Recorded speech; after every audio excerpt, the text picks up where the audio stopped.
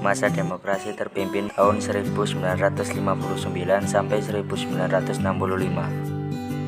Yang pertama, perkembangan politik.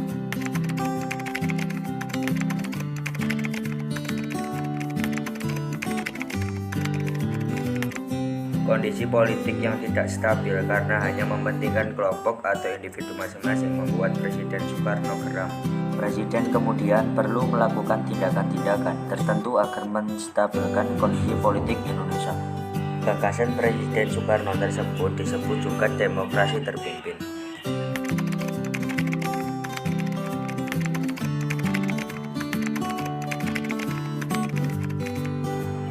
Ide tentang konsep demokrasi terpimpin muncul pertama kali pada tanggal 10 November 1956 saat Presiden Soekarno membacakan pidatonya dalam pembukaan sidang konstituante. Awalnya konsep tersebut masih dirahasiakan oleh Soekarno. Namun pada tanggal 21 Februari 1957, Soekarno membuka tabir rahasia demokrasi terpimpin.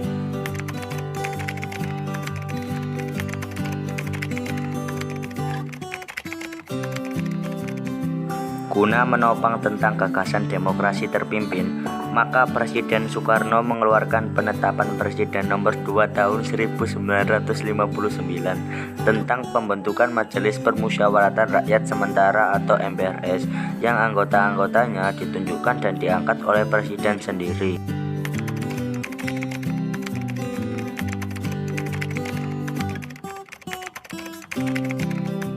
Presiden Soekarno juga membentuk Dewan Pertimbangan Agung atau PDA yang diketahui oleh Presiden sendiri. Pembentukan DPA tersebut diatur dalam Perpres nomor 3 tahun 1959.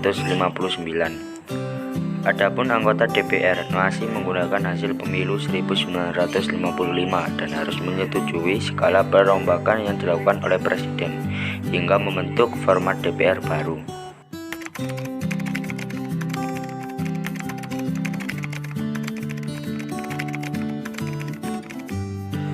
Pada tahun 1960, DPR hasil pemilu 1955 menolak anggaran belanja negara. Hal itu menyebabkan Presiden langsung membubarkan DPR dan membentuk DPR yang baru melalui penetapan Presiden nomor 3 tahun 1960.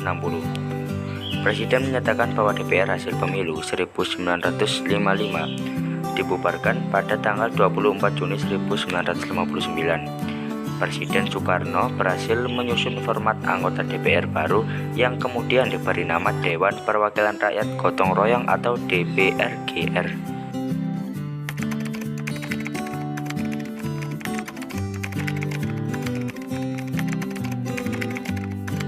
Konflik pembebasan Irian Barat yang belum selesai pada masa demokrasi parlementer akan diselesaikan pada masa demokrasi terpimpin.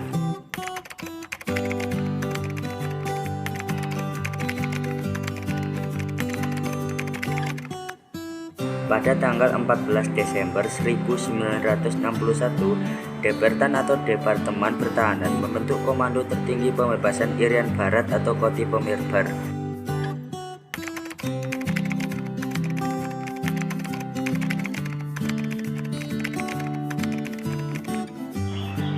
Pada tanggal 19 Desember 1961, Presiden Soekarno mengeluarkan komando yang dikenal dengan nama Trikomando Rakyat atau Trikora di Yogyakarta. Isi Trikomando Rakyat sebagai berikut.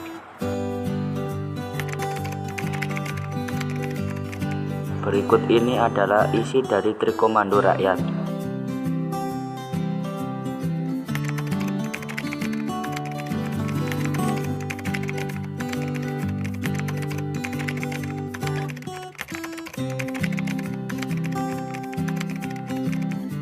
Ini adalah isi Trikomando Rakyat atau Trikora. Yang pertama, gagalkan pembentukan negara Papua, bentukan Belanda. Yang kedua, kibarkan bendera Sang Merah Putih di Irian Barat tanah air Indonesia. Yang ketiga, mobilisasi umum untuk mempertahankan kemerdekaan dan kesatuan tanah air dan bangsa.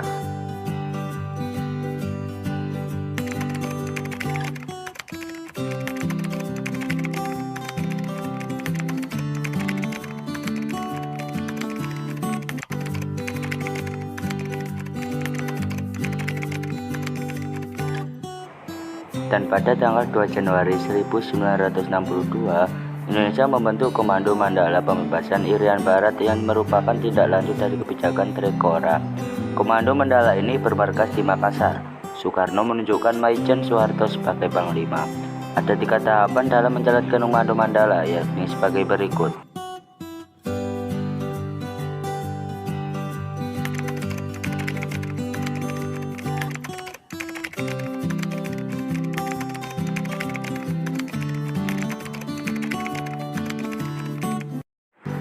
Berikut ini adalah tahapan-tahapan dalam menjalankan Komando Mandala. Pertama, tahap infiltrasi. Dimulai pada awal Januari tahun 1962 sampai dengan akhir tahun 1962 dengan memasukkan 10 kombi ke sekitar sasaran tertentu untuk menciptakan daerah bebas de facto di Irian Barat.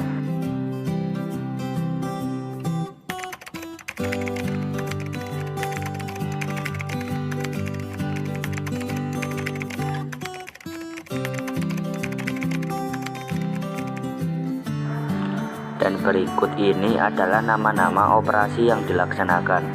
Pertama, Operasi Banten di Fak-Fak dan Kaimana. Kedua, Operasi Serigala di Sorong dan Taminabuan. 3. Operasi Naga di Merauke. 4. Operasi Jatayu di Sorong, Kaimana, dan Merauke.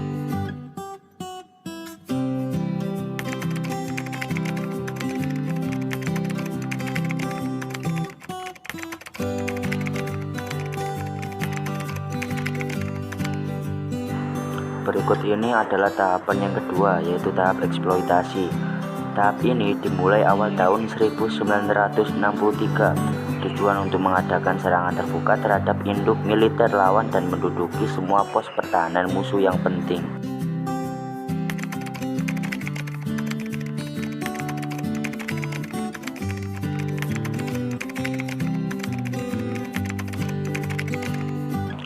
Dan ini tahapan yang ketiga, yaitu tahap konsolidasi.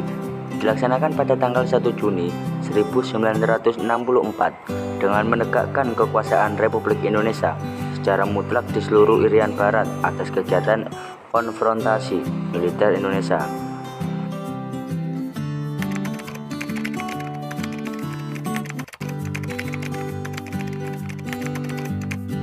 Semenjak Dekret Presiden 5 Juli 1959 diumumkan, maka landasan politik luar negeri Indonesia juga mengalami perubahan. Ada 4 yang melandasi politik luar negeri Indonesia, yaitu sebagai berikut.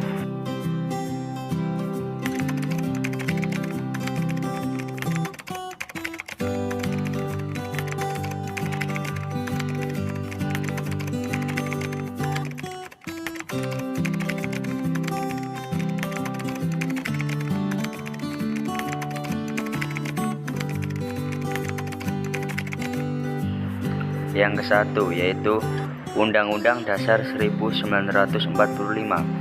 Yang kedua, pidato Presiden pada tanggal 17 Agustus 1959 yang berjudul Penemuan Kembali Revolusi Kita atau JAREK, atau yang dikenal sebagai Manifesto Politik Republik Indonesia.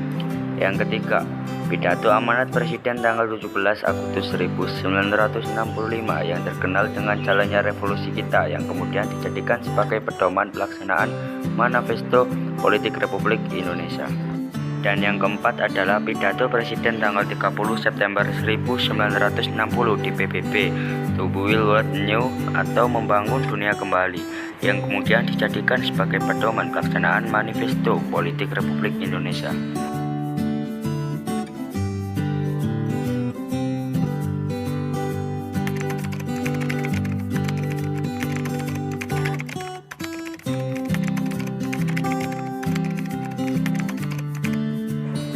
Dan yang kedua yaitu perkembangan ekonomi.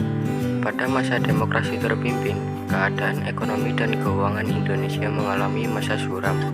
Pada upaya meningkatkan aktivitas perekonomian Indonesia, pemerintah mengambil beberapa langkah yang tepat menunjang pembangunan ekonomi Indonesia.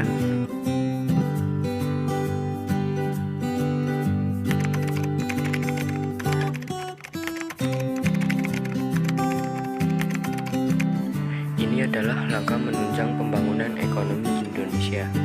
A. Pembentukan Badan Pembangunan Nasional atau Bappenas. B. Penurunan nilai uang atau devaluasi. C. Deklarasi ekonomi atau disebut juga dengan dekon.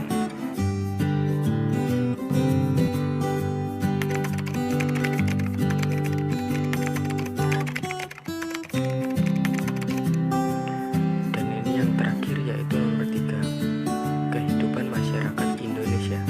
Pada masa demokrasi terpimpin, kehidupan masyarakat pada masa demokrasi terpimpin banyak dipengaruhi oleh Partai Komunis Indonesia. Oleh karena adanya ajaran Naskom dan juga ajaran Resompin, kemudian